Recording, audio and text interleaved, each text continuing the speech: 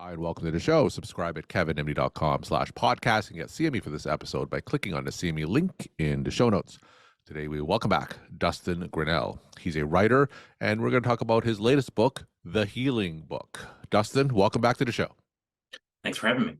So go to kevinmd.com/podcast. You can search for Dustin's name and his prior episode and story. But today, we're going to talk about his latest book, The Healing Book. So what were the events that led you to write this book?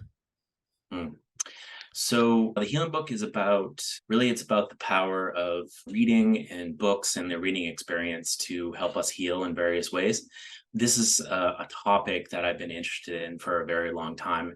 Really, since I was a kid, I've always read books for, purposes other than escape, for purposes of helping me understand myself better, understand other people better. There is a field actually called the bibliotherapy. And I've seen you've had someone on to talk about that. And this is a field that I got very interested in. It's really the use of books as therapy, reading as therapy. It dates back to the ancient Greeks who over the, inscribed over their library, it said healing place for the soul, right? So I got very inspired by this idea. I did like a critical review of bibliotherapy and published an article on that, but I really wanted to fictionalize the material. So I ended up writing a short story called The Healing Book that published with Intima, a medical humanities journal. And it was really a story about a couple trying to manage a terminal illness. A doctor's wife had metastatic breast cancer, and they were unable to cure the disease with traditional approaches. So the doctor started to use more alternative therapies. And it's sort of a fantastic story about what would happen if someone kind of tried to write a book that could heal a physical malady like cancer. It doesn't work in the story. There's no way a book could, stop the march of a tumor or anything like that. But it did end up helping his wife deal with the uncertainty and fear of death. And it provided his work, his ability to kind of write a book for her, provided comfort in her last days. So that short story then became kind of like the basis for 12 more short stories that all revolve around self-discovery and healing. And that is the Healing Book. And for these short stories, how did you get the ideas for these 12 short stories? Where did they come from? Yeah, this book is kind of interesting in the sense that my previous books have been really speculative, really imaginative. I was on talking with you a year ago about the Empathy Academy, and that was about a fictional world, a fictional technology, and it was a cautionary tale, like a true technology thriller. This collection is really a departure from that style.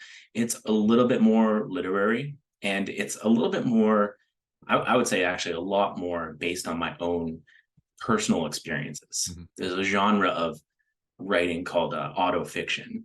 That's really using, it's sort of fictionalizing your own experiences. So all of these stories have a little bit of me in them. And that kind of approach to writing, I found it really strengthened the writing and kind of the write what you know approach. And it also provided maybe like what's called like autotherapy. It's a way of using art, using fiction in this case, of working through your own experiences and trying to give meaning to them and ultimately kind of figuring out a way to let them go. So I was maybe in a sense, it sounds a little like grandiose, but I was trying to kind of heal myself, talking about, negative experiences in corporate America, in the kind of toxic situations that I had experienced during like restructurings and such, and just trying to kind of figure out what those experiences meant to me. And through that experience of like autotherapy, I'm hoping that maybe others will take knowledge or wisdom from them. So give us an example of one of these auto therapeutic stories that's in the book that you use to write to heal yourself. What would be an example of that? So one of the short stories that I wrote was called The Cubicle. And I was really inspired by this documentary filmmaker called Frederick Wiseman. And he has a very interesting body of work where he just kind of makes documentaries with a very minimalistic approach. So he'll just go into a library and he'll just roll cameras, right? And there'll be no music, no on-camera interviews. So I thought, what would it be like if, a character was a student filmmaker and he went into an office setting, and he was young, he was college age. So he didn't really know like politics. He didn't really know hierarchies. He didn't really know like power struggles. Mm-hmm. He didn't really know about the interpersonal conflicts that can happen in an office setting. So what if he went in and took like a Frederick Wiseman approach to filmmaking and made a documentary essentially about the office? Yeah. And he basically just rolls cameras during performance reviews, during corporate restructuring, during kind of like power struggles, during gossiping and rumors and all the kind of toxicities that can happen within an office setting. And it was a way of like almost like looking at the office like an anthropologist might, not really judging it, just observing it. And I found that was kind of an interesting way to get stuff out of me, things I've observed that I thought was bad behavior or borderline abusive. And it turns out that just made me feel a little bit better about what I had seen. So on this podcast, we have an audience of healthcare professionals. Are there any stories that can impart any lessons or messages to the healthcare audience as a whole?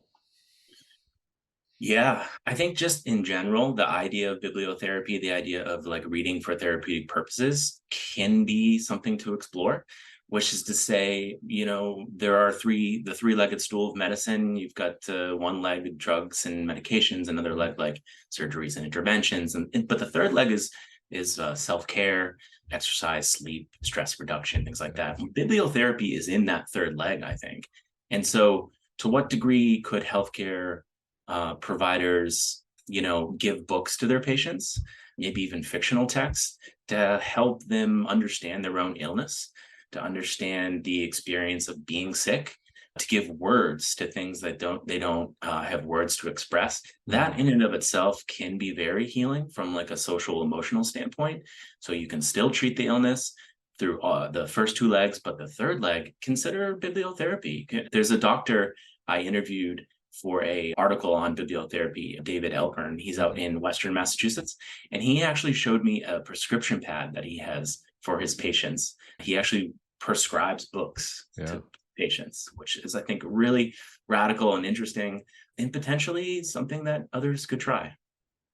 So let me ask that question again, this time from the perspective of patients. And you mentioned, of course, the whole genre of bibliotherapy. How can reading your book from a patient perspective, how can that be therapeutic for patients? I would say all of the stories are examples of the power of introspection, the power of examining ourselves, the power of, living an examined life and trying to figure out who we really are, what we really want, so that we can make decisions that are better matched for ourselves.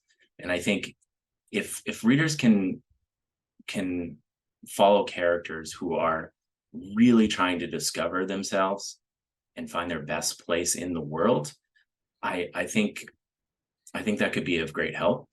And the book in general, I think one of the biggest themes is, how do we find meaning in our lives? Because ultimately what we're doing is we're trying to find meaning, we're trying to find purpose. And if you can maybe watch characters go through that struggle themselves, maybe it can help you in your own. So tell me some of the responses that you've had to the book, and it could be from the perspective of either patients or healthcare professionals.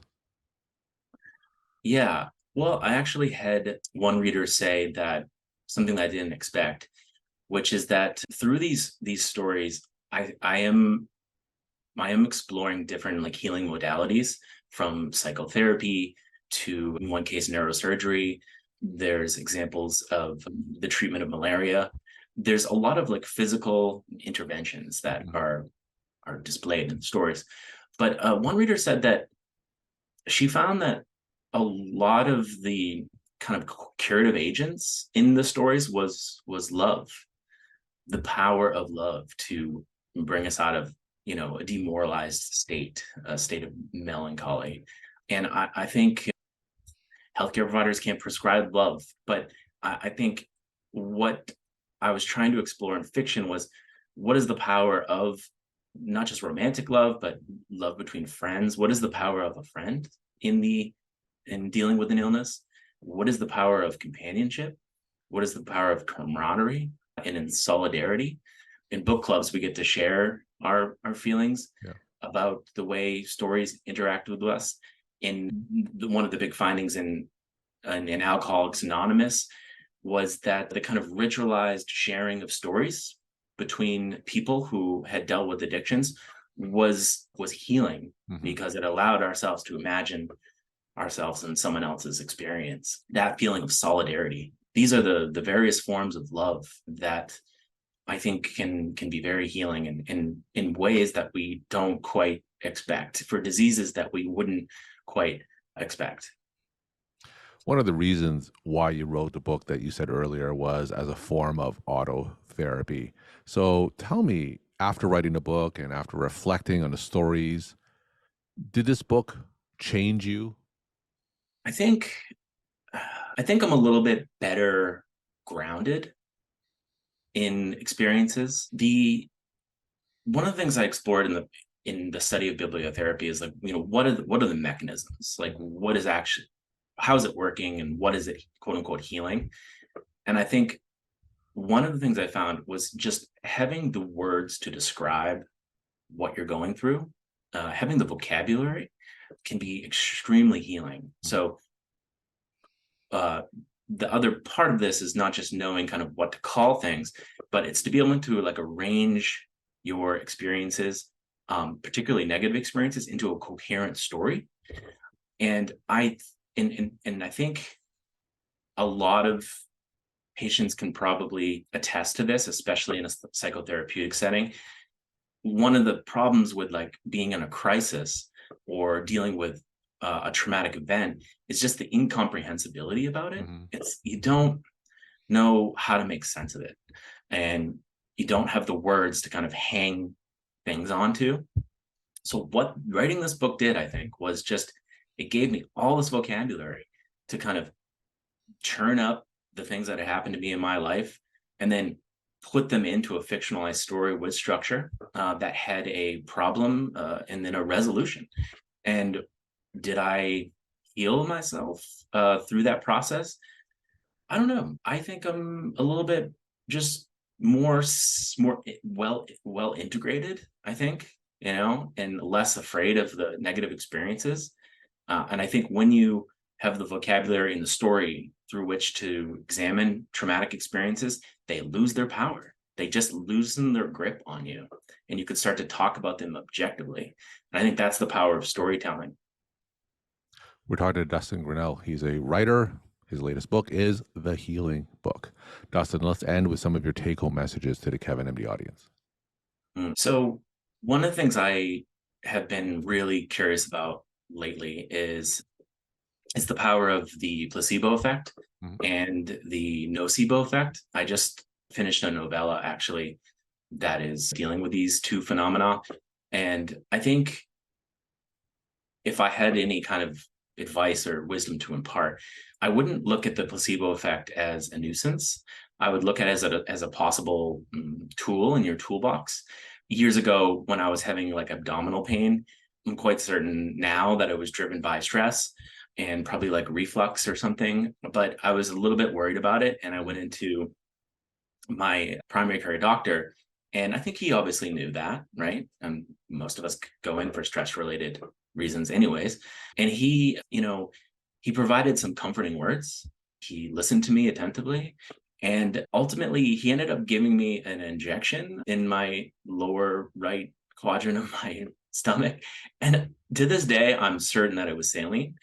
And I walked out of there feeling better. It's the theater of medicine. It's the white walls. It's the white coat. It's the smell of antiseptic. That in and of itself has healing power. We know that is the power of the placebo effect. But it's just a testament to the power of the mind in the healing process. There's a quote that has something go like, the art of medicine is to amuse the patient while they get better themselves, while their own healing mechanisms kick in. So I wouldn't discount the power of the placebo effect in practice. And then I also wouldn't discount the power of the kind of dark twin of the placebo, which is the nocebo effect. And that is the ability to set up negative expectations in a patient, which can drive negative outcomes. And,